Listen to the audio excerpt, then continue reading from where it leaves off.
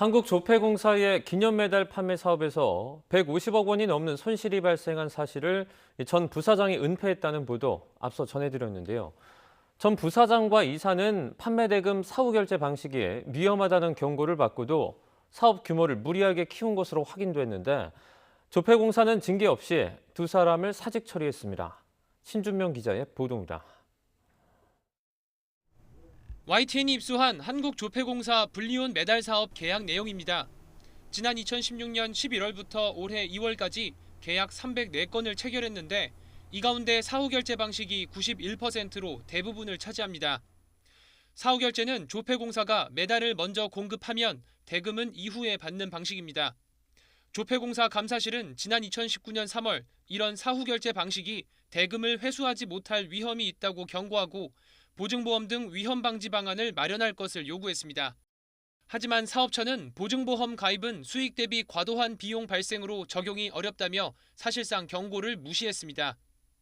이후 지난해 9월에는 불리온 메달 사업팀이 누적된 매출 채권의 미회수 우려가 있다고 보고했는데 류 전 부사장은 대금 연체 등 특이사항이 없다며 별다른 조치를 하지 않았습니다. 오히려 메달 사업 매출 목표를 700억 원에서 100억 원 상향했습니다. 이런 직후 대금 194억 원을 못 갚겠다는 업체가 나온 겁니다.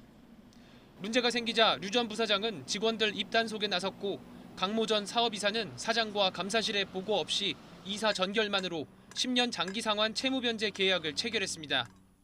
강 전 사업이사는 감사 과정에서 감사실이 안다고 해서 상황이 달라질 것이 없다고 생각했다고 진술했습니다. 감사실은 류 전 부사장과 강 전 이사가 대금 미회수 사태의 주요 책임자인 만큼 해임 요건에 해당한다고 인사처에 통보했습니다.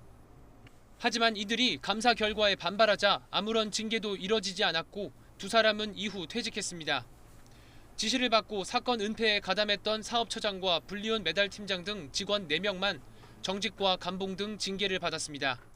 철저한 점검으로 리스크를 관리해야 합니다. 임원진의 중과실로 공사가 현저한 피해를 입었음에도 불구하고 어떠한 징계 조치도 하지 않았다는 것은 큰 문제죠. 이에 대해 조폐공사 측은 류 전 부사장과 강 전 이사에 대한 해임을 강행할 경우 법적 소송이 길어질 수 있다고 판단해 퇴직금을 반납하는 조건으로 권고사직 처리한 거라고 해명했습니다. YTN 신준명입니다.